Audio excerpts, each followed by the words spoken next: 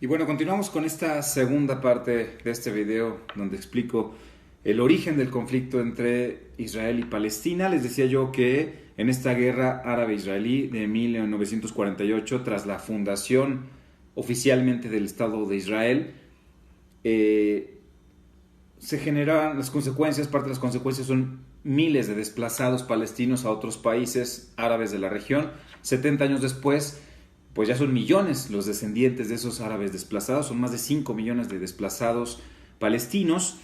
Y en ese entonces, después de, para el año de 1964, ya con tensiones entre Palestina e Israel, surge la OLP, la Organización para la Liberación de Palestina, con su eterno líder, aquel eterno líder palestino, Yasser Arafat. Ustedes recordarán las imágenes en la televisión, las fotografías de Arafat. Bueno, pues Yasser Arafat lideró esta OLP, la Organización para la Liberación de Palestina. ¿Y qué fue lo que hizo? Atacar a los israelíes, atacar a Israel, no solamente en la región de Palestina, no solamente en Israel, atentados terroristas por todas partes, incluso atentados terroristas en el extranjero. El caso más sonado, más brutal y que más conmoción generó en el mundo fue cuando un grupo terrorista secuestró en los Juegos Olímpicos de Múnich 72 a 11 atletas olímpicos israelíes y los asesinó en plenos Juegos Olímpicos. Imagínense lo que representó para el mundo. De ese tamaño estaban los atentados terroristas en contra de los israelíes. Obviamente la respuesta de los israelíes eran golpe tras golpe, de uno tras otro, este conflicto como tal. Para 1967, 4 años después de fundada la Organización para la Liberación de Palestina, la OLP, se da la Guerra de los 6 días. ¿Por qué de los 6 días? Porque precisamente duró 6 días en donde Israel logra recuperar territorios, recupera los Altos del Golán, la frontera con Siria, recupera Cisjordania, toma parte de Jerusalén, la capital, con todo su simbolismo. La capital religiosa, el simbolismo que tiene, no es la capital como tal de Israel, aunque Trump lo quiso hacer, es Tel Aviv, pero la capital simbólica y la Tierra Santa, pues es Jerusalén. Toma en la Guerra de los 6 días estos territorios e incrementa su poder. Ya para el año de 1973 viene otro conflicto más, el Yom Kippur, uno de los conflictos pues más sonados, porque Siria, siendo árabe, junto con Egipto, siendo árabe, se enfrentan a Israel. Este conflicto termina hasta 1978 y aquí ya viene un parteaguas. ¿Por qué? Porque es donde Israel, por primera vez en su historia, tiene acuerdos de paz con un país árabe, que es Egipto. Egipto termina por firmar acuerdos de paz con Israel, le devuelve Israel a Egipto la península del Sinaí, y Egipto le devuelve a Israel la franja de Gaza, esa donde hoy Hamas está disparando misiles a Israel y Israel está contestando. En esa zona, la franja de Gaza, devuelta por Israel desde 1978 en esta firma de acuerdos. También Jordania llega a acuerdos de paz con Israel, es decir, cambia la constitución del conflicto. Ya no es Israel contra los países árabes, al menos ya no todos, sino que ahora es Israel contra Palestina, contra los palestinos. En ese Israel contra Palestina tenemos un territorio de Gaza y un territorio de Cisjordania, controlado militarmente por Israel, donde también está la Autoridad Nacional Palestina en estos momentos, y está Hamas, que más adelante les explico rápidamente dónde surge este grupo palestino yihadista, mucho más radical. Hay un problema en el asunto de la entrega y los acuerdos, porque surgen los asentamientos judíos en territorios ocupados. Es decir, Israel comienza a construir una especie de suburbios, viviendas, fraccionamientos grandotes para población judía en Cisjordania, en territorios ocupados palestinos. ¿Qué hace? Los construye, además les mete unas bardas y muros para proteger a la población. Palestina va y se queja con la ONU de estos asentamientos.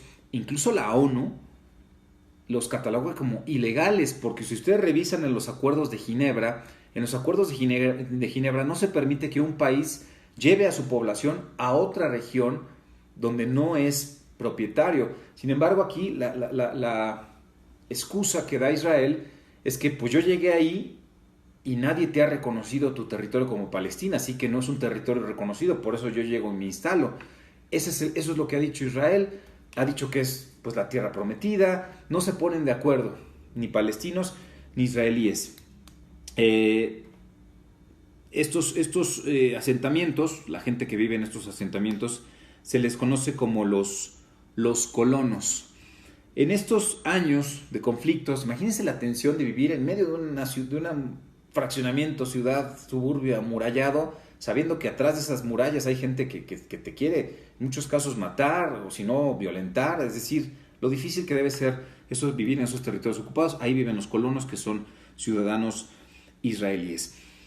Siguen los conflictos y para 1987 se nos viene la denominada, la primera intifada. La primera intifada en árabe quiere decir levantamiento. Ahora sí, un levantamiento formal de grupos palestinos contra israelíes, con piedras, resorteras, palos, como se podía atacar, ya en escaladas de violencia que duraron prácticamente años, del 87 hasta 1993. Duró la primera intifada y termina de una manera favorable con los acuerdos de Oslo.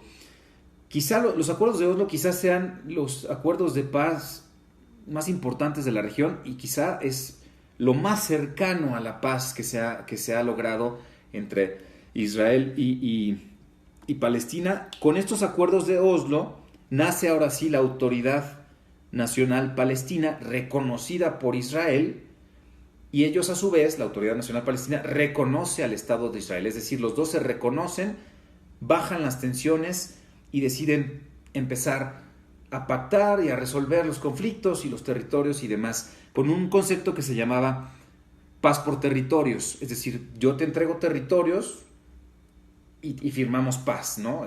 Territorios por paz. Vamos desprendiéndonos de territorios, pero que se mantenga la paz. Aquí uno de los grandes problemas es que la Organización para la Liberación de Palestina no logra concretar estos acuerdos en favor del pueblo palestino. ¿Por qué? Porque les decía, los territorios ocupados es muy complicado. Devuélveme mi territorio, pero ¿cómo te lo devuelvo? Es como, devuélveme mi camisa, pero la traes puesta. Devuélveme el territorio, pero ahí mismo viven mis ciudadanos. Muy difícil, no se puede llegar a un acuerdo con el tema de los territorios, y esto hace que la OLP pierda apoyo social. Se va disminuyendo la fuerza de la OLP, se va disminuyendo la fuerza de Yasser Arafat, y cuando hay un vacío de poder, surge siempre un nuevo poder, y en este caso surge Hamás. Hamás viene de la Hermandad Musulmana de Egipto. Es un grupo, sí palestino, radical, yihadista, que no acepta al Estado de Israel, lo que sí acepta la Autoridad Nacional Palestina. Esta es la gran diferencia entre Hamás y la Autoridad Nacional de Palestina. Unos lo aceptan, otros no. Surge Hamás, ¿y qué hace? Y también es un partido político, además tiene escaños en Líbano. Hamás lo que hace es que alrededor de las madrazas, que son las universidades en el mundo musulmán, atiende a las necesidades de la gente, les da servicios de salud, les da comida, lo básico que necesitaban los palestinos, y con esto consigue el apoyo social. Así que Hamás comienza a fortalecerse al grado de que hoy Hamás controla la Franja de Gaza, hoy Hamás es quien está disparando los misiles, es Hamás quien desata la guerra en el Líbano, ataca a Líbano, ataca también desde Líbano a Israel. Es decir, toma mucho poder Hamás, son radicales, son yihadistas y controlan